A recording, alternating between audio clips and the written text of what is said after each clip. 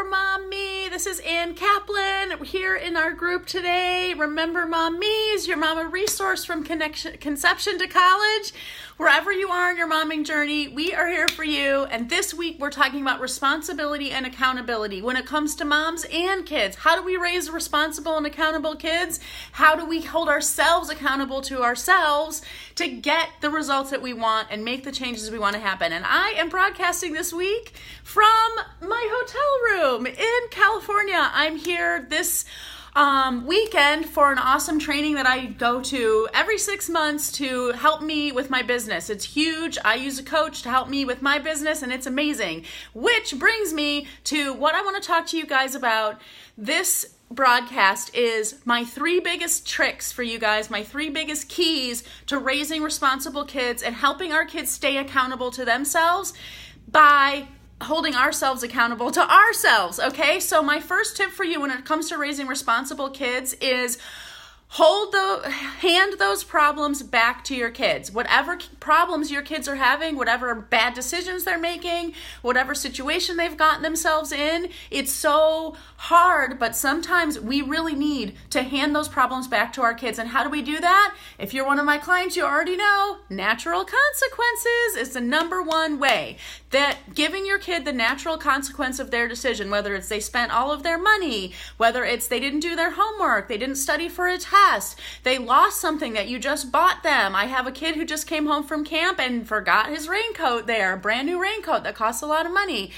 The natural consequences of that kind of decision that they're making, those are the little tiny building blocks in a huge brick, amazing wall, strong foundation that we're building in our kids of being responsible and being accountable. So I want you to think about every single time your kid makes a bad decision, and it could be a 1.5-year-old kid, it can be an 11-year-old kid, it can be a 15-year-old kid, whatever age kid and whatever type of decision they're making. When they make a bad decision and negative stuff comes from that, that's a natural consequence. Don't rob them of that learning experience, okay? So natural consequences, hand the problem back to your kid, and that's what builds that feeling of responsibility. And sometimes it breaks your heart when you watch your kid have to hand over all of his life savings to pay for something that they broke in your house or whatever.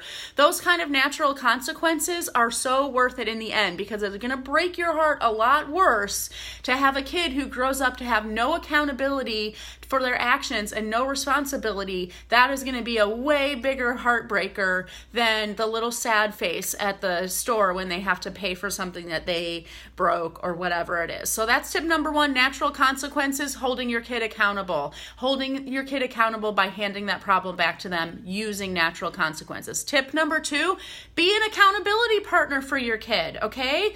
You want your kids to be accountable.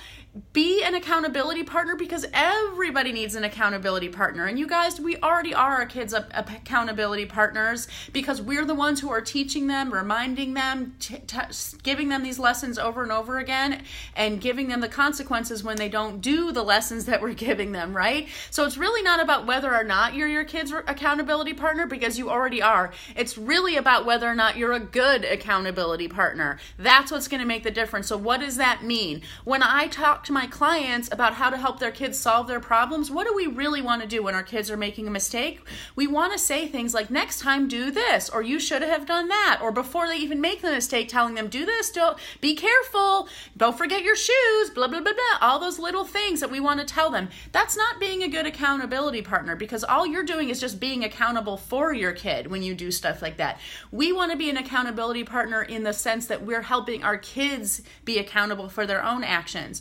So a really wise and helpful and effective parent in this accountability concept does things like make suggestions and offer and ask questions. But the first thing you do before you do any of those things is ask your kid if he wants your advice. You might say, that looks like it's hard for you. Would you like some ideas about how you might handle that? And then just shut your mouth. because you need to wait for your kid to say, I actually want to hear from you, Mom. And guess what? When they do say that, they're actually going to listen to what you have to say. And then instead of saying, well, you should do this and you should do that, when they say, yes, I am open to suggestion. Yes, I'd love to hear some ideas because I'm stumped. That's when you say things like, well, you might want to try blah, blah, blah. Or some kids try this or that. How do you think that might work for you? What do you want out of this? Ask questions. Be an accountability partner to your kid the same way you might be to a friend. Because you know from experience, if you're a good friend, and I'm sure you are, the way that you help your friends lift up is by listening to them, offering them suggestions, hearing their answers, and asking them questions that are going to get them to start thinking. That's the kind of relationship we want to have with our kids. Not one of being their friend, of course we know that, but one of actual, like a collaboration, an actual partnership when it comes to accountability. Obviously, there's plenty of times where you need to be the boundary setter and those kinds of things. But just in this one area, ask questions and be an accountability partner. And the last tip I want to give you when it comes to helping raise responsible kids is this: model responsibility and accountability to your kids. Do you guys know what I'm doing this weekend? I'm going to talk to a bunch of people that are going to help me with my business because I can't do it on my own. And I do a coaching program all year long that keeps me accountable to my business goals. And I talk to a coach twice a month to help me stay accountable to my goals for myself and my family and the vision that I'm creating for myself. I'm modeling to my children. Not only is this coaching amazing because it's helping me in my business, when I do things like that, when I go and talk to a therapist, when I ask for advice, when I ask my kids for advice, when I show my children that I can't do it on my own, but that doesn't mean that I can't be responsible to achieving my goals, I'm modeling that for my kids. So right now, while I am in California doing this coaching program, I am also modeling for my children that mommy has big goals, mommy is responsible to herself, and also mommy needs help and mommy gets that help.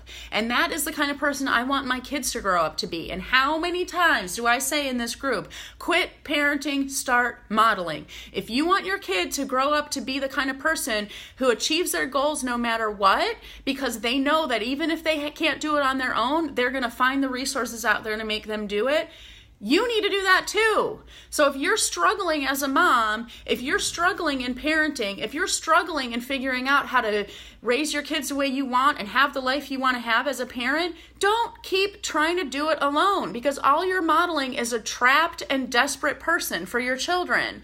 Don't be that person. You don't have to. There are tons of resources out there, myself included, that can't wait to help you and show up for you in service, just like I do for you guys every week in these videos. I do that every day for my clients. So reach out and ask for help, and you'll be surprised at what you get.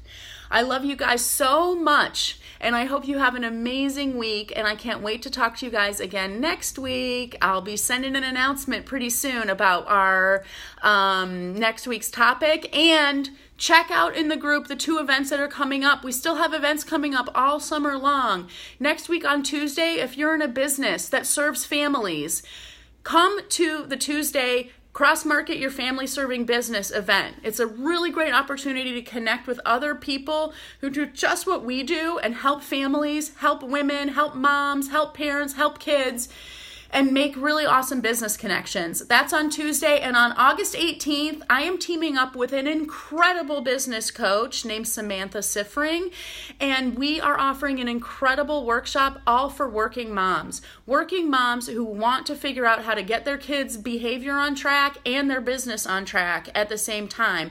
Working moms who struggle because we feel like we have to compromise our family to get ahead in our career, or vice versa, compromise our career to have the family we want. It's not true. And working moms who feel like we're struggling with this crushing feeling of guilt that we're not doing right by our kids or our jobs. If that sounds like you are going to want to come to this August workshop. It is amazing. It's going to be incredible. I'm super geeking out about the content that we are creating for you guys. So check out those events, reach out if you need help, and have an amazing weekend. Bye.